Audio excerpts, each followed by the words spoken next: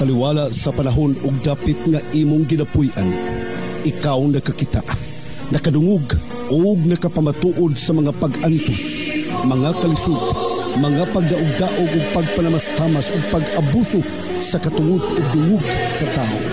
Ikaw nangutana, kanus pa ba kahatagan kinig kasulbaran, solusyon kining tanan?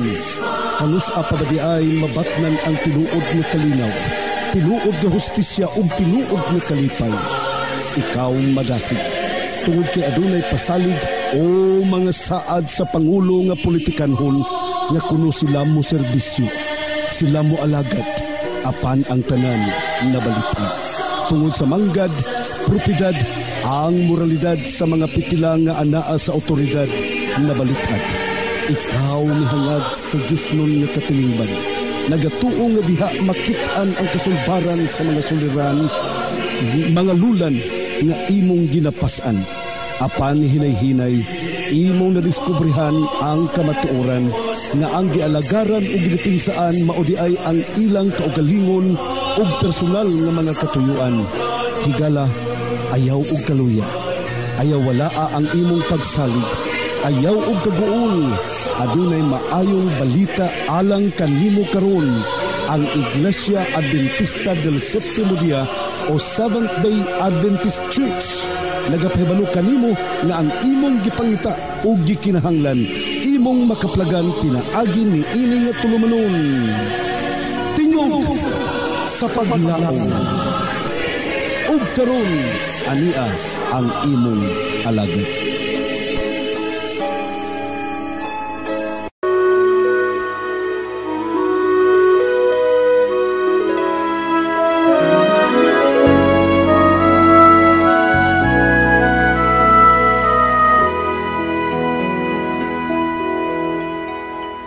If I'm to be whom you desire all throughout my life, a vessel into honor, Lord, to Thee, and before you through to hear you say that I have done my part, Lord, I need an undivided heart, that I might know you, that I might serve you, that I might worship you as King, to see the morning star, to know how great you are. Lord, I need an undivided heart. If I'm to live in truth and love, to glorify your name, before a living sacrifice to Thee, and to share the joy, the grace and peace which Spirit does impart. Lord, I need an undivided heart, that I might know you, that I might serve you, that I might worship you as King, to see the morning star, to know how great you are.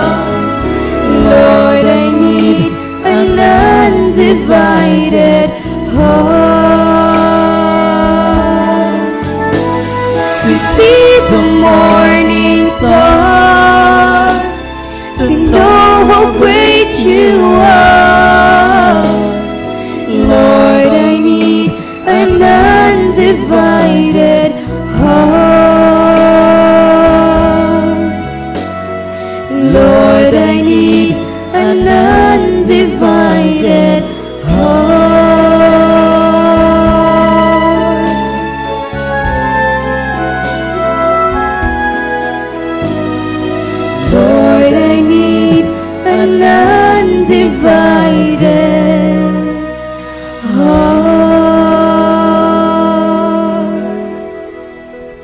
Let's bow our heads for prayer. Let's pray. Our great God, yet our loving Heavenly Father, the Creator of heaven and earth, we humbly come before Thy throne of grace this very moment. We would like to praise Thee and glorify Thee for Thy wonderful deeds and unfailing love. Father, we feel unworthy of Your presence, and so we ask forgiveness for the sins we committed against Thee. As we start our Sabbath School lesson study, please enlighten our hearts and minds through sending Your Holy Spirit to help us. Lord, please bless each one of us. Thank You for hearing and answering our prayers. This we pray in the loving name of Jesus Christ, our Lord and Savior. Amen. Mga pinangga na kong mga igsoon, malipayon nga pagpakiguban usab kaninyo ning laing yugto na sabing atong tulumanon tingog sa paglaom special edition nga magatagi kini sa pulong sa Dios nga nahanay kini pinagi sa Balaang Kasulatan o pinagi sa Sabbath School quarterly lesson nga gihanay kini o giplastar kini sa Sabbath School Department of the General Conference of the Seventh-day Adventist Church. Mga pinangga kong mga kaigsonan, lesson number 8 na takaron, ang suheto nato nagkanayon, words of wisdom. Pero sa di pa tamo padansunahan, gusto na ko ipibalo kaninyo nga karong Sabado, ni ako magkig-uban kaninyo sa Valencia City. Dinhita magkita sa function hall, second floor, sa bagong terminal building, sa bus terminal sa Valencia City. Okay, see you there mga kapamilya. Tibuok lalawigan sa Bukidnon, gidapit na ko nga magkita taninyo dinhi karong Sabado. Okay, balik ta sa tuang suheto nga pagahisgutan karon nagkanayon, words of wisdom. Kabalo mo mga pinangga kong mga kaigsuonan ng atong kalibutan nga ginapuy-an karon, it cannot be denied that the world where we are in is a rotten world, fallen world, morally corrupt mga kaigsuonan ang kalibutan nga atong ginapuy-an karon. Ang atong kalibutan nga ginapuy-an karon may apekto sa atong mga batasan, sa atong mga attitude, sa atong mga kinaiya, ni apekto kantanan kanato mga kaigsunan. Pero sultihan tika nga ang Balaang Kasulatan nahimong giya kanato aron mamintinar ang moralidad, mamintinar ang pagkamatarong ni Kristo sa atong kinabuhi. Busa, mapasalamatong kita nga si Malamon Solomon gitugahan sa inspirasyon sa Dios, nagsulat sa Book of Proverbs aron mahimong kaalam kanatong tanan mga kaigsunan. Sama panalitan sa whole chapter 20. Sa chapter 20 verse 6, nga mo ato ang memory text karon nagkanayon, most men will proclaim each of his own goodness, but who can find a faithful man? Daghang maghambog nga sila inanay nana, pero kinsa man gyud matinud-anon niining kalibutana mga pinangga kong kaigsunan.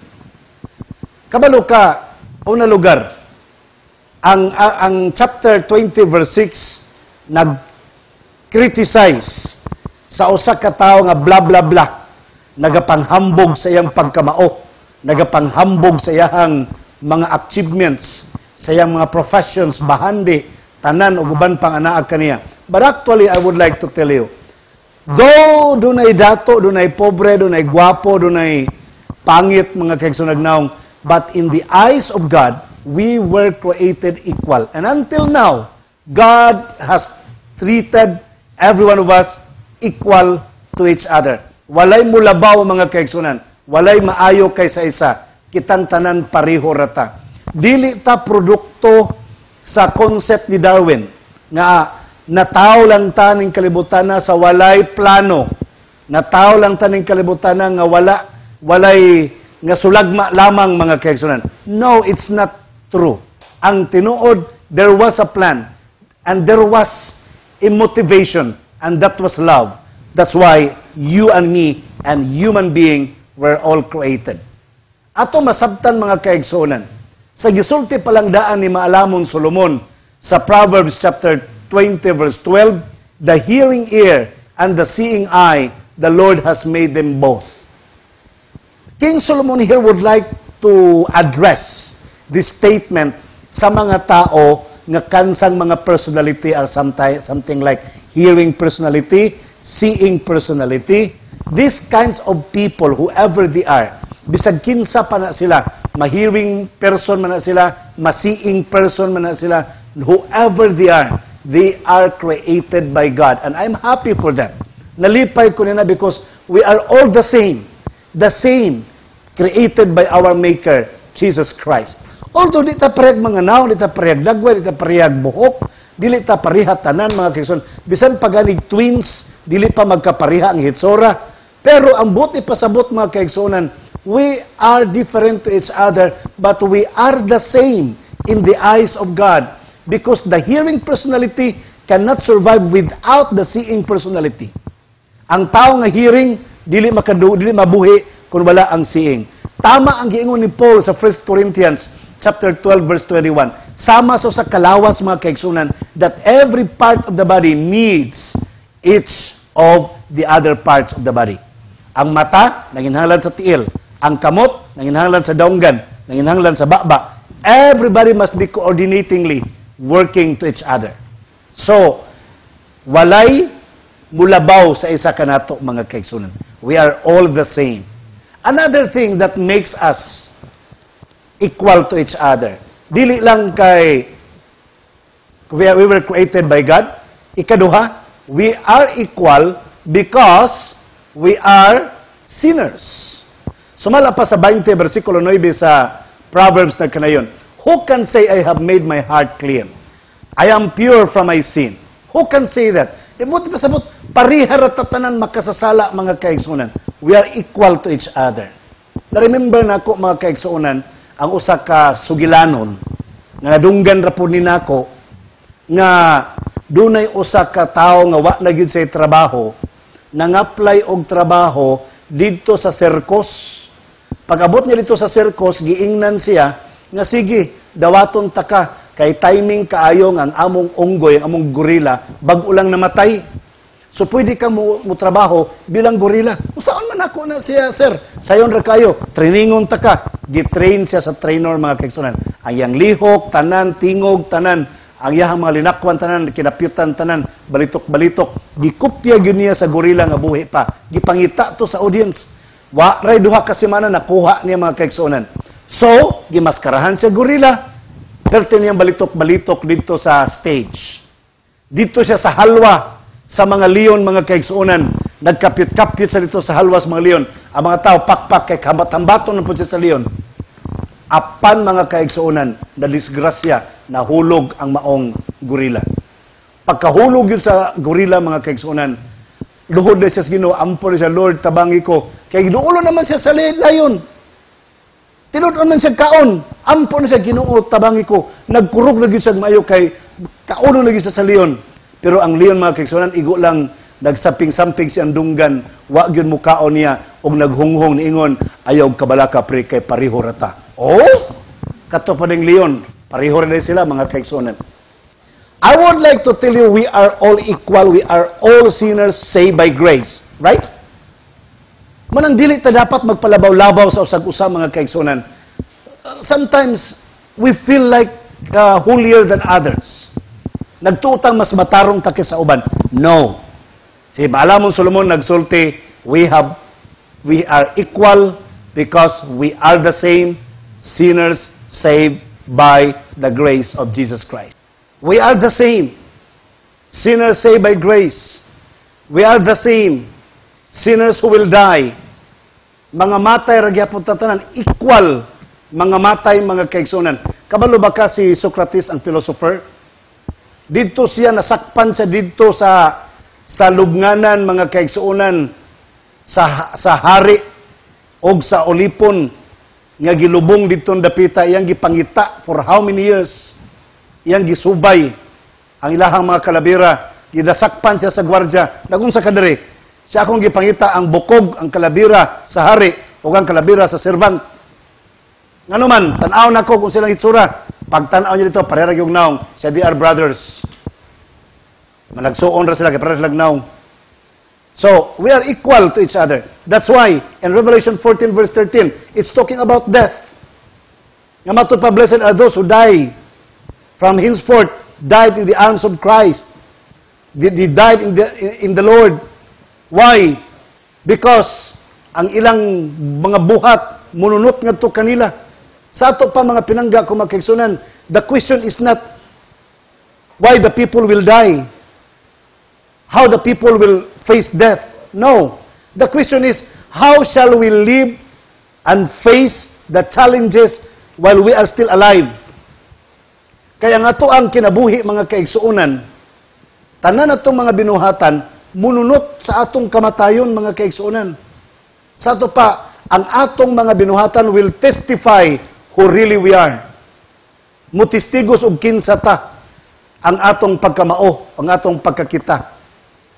That's why, 20 verse 6, sa tuang memory verse mga kaigsuunan, most men will proclaim every one of his own goodness.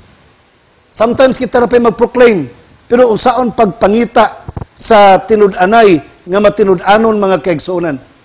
Can we find a faithful man?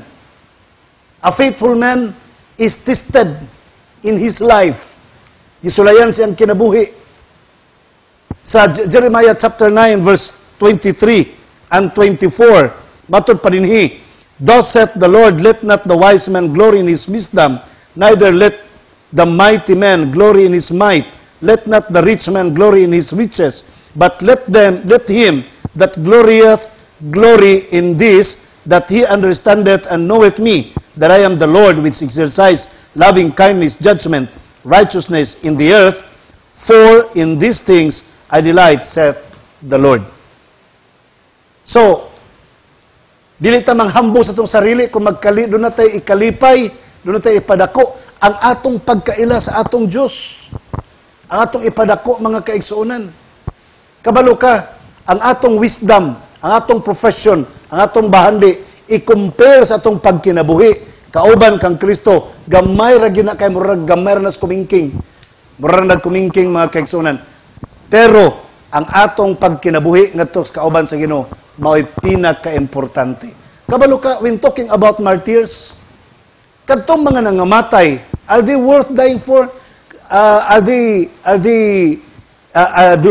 Nangamatay ba sila nga bililuhon sa tubangan sa Ginoo? Brethren, I would like to tell you, ako ba maingon nga, they become martyrs because they died. No, mali ka. They become martyrs because death has proven them. Okay. Pero ang ilang pagkamartir mga kaigsunan, nahitabo sa buhi pa sila. Dili tungod kay patay na sila, nahimo silang martir. Ang ilang kamatayon, maulay mi-declare sa ilahang pagkamartir. Pero kinahanglan buhi pa, mahibaw-an na ka, na nagkinabuhi na ka, sumala sa kinabuhi sa martir. Ang martir, mga kaigsunan, willing to die according to your faith. Handang magpakamatay dahil sa panampalataya. Tungod sa pagtuo, mga kaigsunan, gusto na andam siyang magpakamatay. Dili mo atras, dili mo sibog, iyang ipaglaban ang iyang pagtuo, bisan pa hangtod sa kamatayon. That is a martyr. Galing lang, ang kamatayon, maoy ni pruiba sa iyahang pagtuo, nga siya angayan tawgon og martyr. Okay? Now, ato makita ninhi karon mga kaigsunan, another thing here. Ang mga panalangin nga maabot ka nato, sometimes magdali man ta, panghulbuto na to ang mga panalangin, mga kaigsunan. Dinalian. Sa Proverbs 20 verse 17, bread gained by deceit is sweet to a man, but afterward, his mouth will be filled with gravel. Negosyo, nga ilad-ilad, dali ra kayong kwarta. Negosyo nga tikas timbang sa kupras, dali ra kayong madato. Pero, ang resulta, cancer. Ang resulta, mag-antos. Ngalas makatigwangag karma. Diba? Mas may patong ginagmay, bahala ginagmay, kanunay. Okay? Now, ang usa sa gitumbok mga kaigsuonan, kana nga kinaiya gitawag na ni Malamon Solomon og kawatan. Tulisan. Gusto niyang dalion. Apurado siya sa panalangin ngayang madawat. Usa sa iyang gikondinar, Proverbs 20 verse 21 nagkanayon. An inheritance may be gotten hastily at the beginning, but the end thereof shall not be blessed. Kadtong mga panulundon, ya gidali-dali nimo pagkuha, dili magdugay. Parable of the prodigal son. Una-una niyag pahimulos ang iyang panulundon, wa magdugay, gidimalas, pauli, para gihapon siya. Naay mga kabataan karon nga gusto nilang dawato na ang panalangin silang ginikanan, buhi pa, sila na'y maghaud-haud sa kalubinan. Buhi pa lang ginikanan, mangkuan na nga, kini may ako, kuralon ko na ning daan. Sa versikulo 20, matod pa dinhi, nagkanayon, whoso curseth his father or his mother, his lamp shall be put out in obscure darkness. Kung imo manggong apurahon ang panulundon, nga buhi pang imong ginikanan, samara, nga imong gitonglo nga mamatay, dali imong ginikanan. Sultihan tamo ba? Dugay na kong nagserbisyo, 20 anyos kong nagserbisyo bilang district pastor sa organized work. Dila na kong nga sa dapita. Dunay ginikanan nga himatyon mga kaigsunan. Imbis magsabot o gusaon nga madalag hospital, mapatambalan ang ginikanan mga ang inahan, kaya mo na rin nahabilin, ang mga anak to sa kwarto naglalis og 15 mo angkon dapit sa highway nga yuta. Problema ka nastanan. Og matud pa ni Malamon Solomon kung mauna imong kinaiya, ang imong lampara dili mo siga diha sa kangitngit. Mauna mahitabo matud pa mga kaigsunan. Another, kining pagpanimalos. Ang pagpanimalos sa mga kaigsunan, usay mo gamitin victim ramanggog ko, manang mubalos ko. Kining pagpanimalos, usahay matumbok nato mga kaigsunan, nga kuhaon nato og sayo-sayo para ta makabalos. Niya, we want to become favored. When we plan to revenge, in other words, doon na tayo gusto nga makakuha tag pabor. Because we want revenge eh. Gusto tayong mubalos mga pinangga ko mga kaigsunan, di ba? Pero ang tambag ni Malamon Solomon, you wait. You wait for the Lord. Hulata. Ako ang magabalos. Kabalo mo mga kaigsunan. Asa na makita? Sa Proverbs chapter 25, verses 21 to 22. Okay? If you have your Bible with you, ablihan ninyo kauban kanako. Matud pa, if thine enemy be hungry, give him bread to eat, and if he is thirsty, give him water to drink, for thou shalt heap coals of fire upon his head, and the Lord shall reward you. Kani nga pagkasulti, giusap po ng San Pablo. Sa Romans chapter 12, kamo nalibasa dito. Gigutom imong kaaway, pakana. Giuhaw, paim na. Ayaw pagbalos og dautan batok kaniya. Buhati siyag maayo. Kay pinaagin ini, murag kang nagtapok og bagas yang ulo. Sa concept sa mga Egyptians, mga kaigsunan, sa ilang rituals, aron mutuo ang mga tao nga naghinulsol ka, maglukdo kag baga, maglakaw-lakaw nga mga pasaylo. Pag-ingon ni Malamon Solomon, nga kon buhatan nimog maayo imong kaaway, mura kag nagbutang og bagas yang ulo, but ipasabot ni Malamon Solomon, mura kag samara nga imo siyang gitudluan nga maghinulsol. Kung dili ka mobalos mga kaigsuonan, but ipasabot, giluwas ni imong kaugalingon sa pagbuhat og dautan. Second, giluwas po nimo imong kaaway ngadto sa imong pagkahigala og madala nimo siya sa tiilan ni Kristo. Kabalo ba ka nga the best way, matud pa ni William Barclay, the best way to defeat an enemy is to make him your friend, not by cannon or by Armalite, but by making him your friend. Himua siyang imong higala, and that's the time your enemy shall be defeated. Mapildi na ang imuhang kaaway. Another words of wisdom ni Malamon Solomon.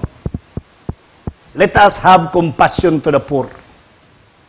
Kinahanglan natay kinaiya nga maluluyon ta sa mga kabos. Again, ang atong profession, ang atong bahandi, ang atong prestige, ang atong honor sa publiko, dili na siya maoy dakog puntos sa atubangan sa Ginoo, but the loving of your neighbor.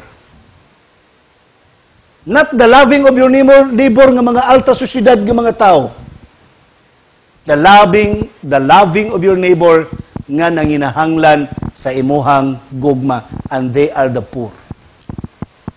Poor people were created by God equal with us.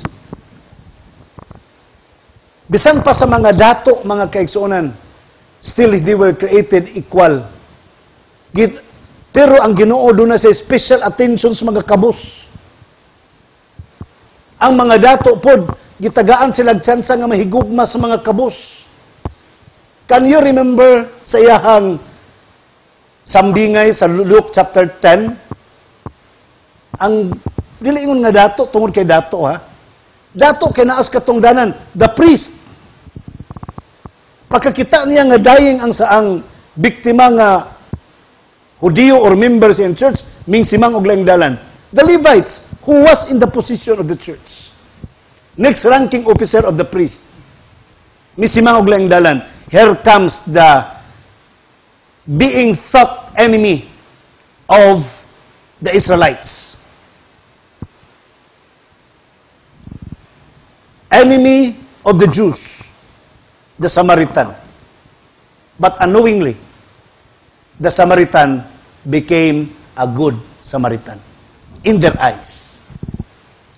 Sila pananaw na imong good Samaritan. Nga naman, bisan pa siya pobre sa ilang pananaw, but still, he loved his brother. Iyang mahal ang iyang brother, ang iyahang silingan. Mga kaigsuonan, duha ka punto. Nganong mahalo na to ato ang isig katao. Number 1, for God's sake. For God's sake, because they are created after the likeness of the image of God. Bisan pag pobre pa na sila, wa na sila grado, bisan pag mga ignorante pa na sila, they were created after the likeness of the image of God. So let us love them for God's sake. Tungod og alang kang Kristo, mga kaigsuonan, ato silang mahalon. Proverbs 19 verse 17. Okay? Atong basahon, mga kaigsuonan. 19 verse 17, nagkanayon dinhi, he that hath pity upon the poor lendeth unto the Lord, and that he which he hath given will he pay him again. Ang taong nagmaluluyon sa kabos, nagmaluluyon sa Dios, ug ang Dios magbalos ra unya kaniya. Imagine that. So for the sake of God, let us love our neighbors. Let us love the poor. Atong higugmaon ang mga kabus, mga kaigsuonan. Second, for the sake of the poor. For the sake of the poor, they are a person. As what I have told you, they were created in the image of God. And we need to let them feel the equality. Pasige tag-ingon, we are equal. But the poor cannot understand. Ang mga pobre dili makasabot. Where is equality there? Ang inyong gikaon, humay, amua, dukot. Balag dukot, basta humay lang unta, gihapon. So, where is equality there? Kamu, daghan mong lamaw, kaya di ninyo mahurot. Daghan mong ipanglabay ng mga pagkaon, kaya di ninyo mahurot. Kami diri, pila ka mga kananan sa kaadlaw, kaduha, di ninyo makakaon. Where is equality there? Kamu gipang diabetes na lang mo sobrang pangaon. Kami diri nga anemic mi kiwa mi gipang kaon. Where is equality there? Kamu nag-ubis na mo maayo. Sa sobrang gikaon, kami diri na malnourished na mig maayo kay wa mi gikaon. Where is equality there?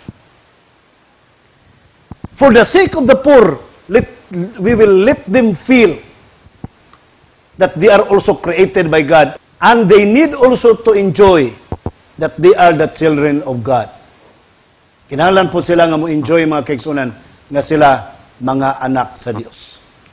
Kabalo mo sa parabol sa usa ka farmer nga nagbulag sa iyahang mga karnero, kanding og karnero.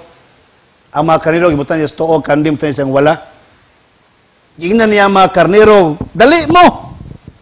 Panundan ninyo ang gingharian. Ang katong mga taong murag kanding, dito mo sa impyerno. Mabasa ninyo na sa Mateo 25, 35-40. Ang pinakapunto gyud mga kaigsunan, katong giingon ni Kristo nga, kanireklamo man to sila nga, ngano man nga maimpyerno man mi. Ingos Kristo, hubo ko, wa ko ninyo sininai. Gigutom ko, wa ko ninyo pakana. Ang katopong mga malangit po, di mo pa sila, ngano malangit man po di Ginoo. Nasakit ko inyo kong gipatambalan, nabilanggo ko inyo kong gibisitaan. Kay ingnon tamon duha, matud pa ni Kristo, bisag unsay inyong gibuhat to the least of my brethren, you are doing it also to me. Inyo po nang gibuhat nga hikanako. Sa to pa duha ka rason why we need to love the poor, for the sake of God and for the sake of the poor. Sa katapusan nga gisgutan ni Malabong Solomon mga kaigsunan nga words of wisdom is education.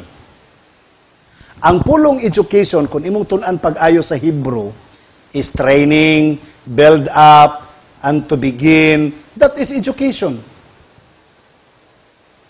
Munibot pasabot mga kaigsuunan. Sa Proverbs chapter 22 verse 6, train up the child in the way he should go. For when he is old, he shall never depart from it. Sa ato pa, ang mga ginikanan may pinakaunang educators sa mga anak. Usa ka amahan sa pastor, akong anak, 17 anyos na, di na simba. Sa una, sa bata pa mo simba, pagkadako, di na. Pakyas bakos makaginikanan. Ikaw atong paminahon, ibalwito na to, kung sa'yo magibot sa mga anak. Gisubay ba nimong giingon ni Malamon Solomon, train up the child in the way he should go? Sa yes, pastor, kafgugod ko. Akong gitrain ang bata, military training. Kumaw ba? Kung gihimo na ba nimo ang tanan, aron matrain nimo imong anak, siya, ako nagihimo tanan. Kabalo ka, pastor, murag kahilak ko ng amahan. Niabot gani ang panahon nga ako na isang gisud og sako, gibitay, gipasuan, para lang mabag-o. Nakalingo-lingo ko. Niabot pa yung panahon nga ako na isang gipahurong bigasan. Para lang yun ito mabag-o. Kung anong gibuhat ang puto ni brother, sa ingon mas Malamong Solomon, train up the child in the way he should go. So, military training nako, corporal training nako. Manay na kaning doktron. Kaysa Mateo, Proverbio 22, versikulo 6, nagkanayon, train up a child in the way he should go, and when he is old, he will never depart from it. Kanang gingog train up, kanang nga train mga kaigsunan. Sa Hebrew, duha ka klaseng train, word train. Ang train nga kayel o ang train nga kanak. Ang spelling CHA, kay. Ang kayel mga kaigsunan, maotoy corporal training. Nga dunay pugos, dunay pwersa nga i-apply mga kaigsunan. Pero ang kanak, training nga modeling, training nga discipling, mga kaigsunan. Pag-ingon ni Malamong Solomon, train up the child in the way he should go, wala siya maingog kayil. Kaya niingon pa siya kayil, train up a child. Hala, pangbugbugon na to mga bata, pangbastrokon na to mga kaigsunan, dili mo patuo. Push-upon, sit-up, luhod ug asin, kaya nga naman, military training. Kayil, pinugsanay. Pero ang nakanindot ang gigamit ni Malamong Solomon, dili kayil mga kaigsunan, kanak sa Hebrew. Buot ipasabot. Modeling. Buot ipasabot, discipling mga kaigsunan. Importante mga kaigsunan ang edukasyon. Because education, the same with the word dedication. When you are going to educate your child, you need also to dedicate. Si Malamong sa Solomon, sa 1 Kings chapter 8 verse 53 or 63, Hala, gastos siya pila ka mga baka, karniro, halad, para lang kay ididikar ang mga kabataan. Kita mga kaigsoon, ipandidikar ba nato itong mga anak? Dito sa templo sa Diyos? Education is dedication, I would like to tell you that. That's why si Ellen G. White, mga kaigsuonan, matod pa niya, early education means dedicate our children to God in the same way that the temple is dedicated. It has an impact on our salvation even beyond our own life. To parents is committed the great work of educating and training their children for the future immortal life. Child Guidance, page 38. Sumala pa ni Sister White.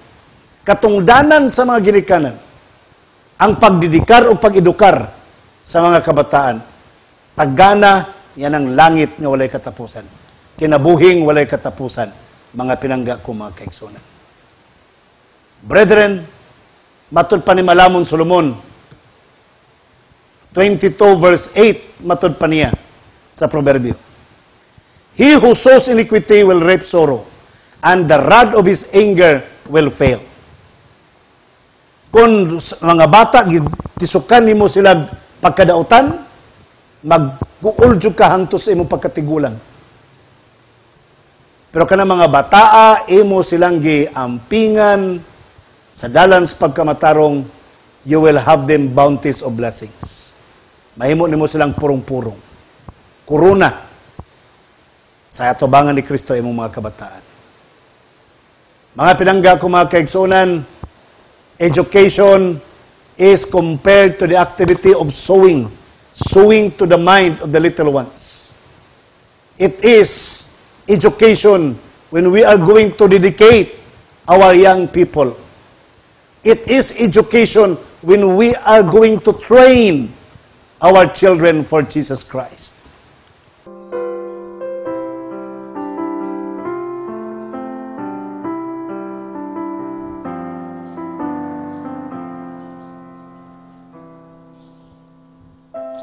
God before us, God beside, God within us above, God in heaven and in this place. Father, we commit to you this day.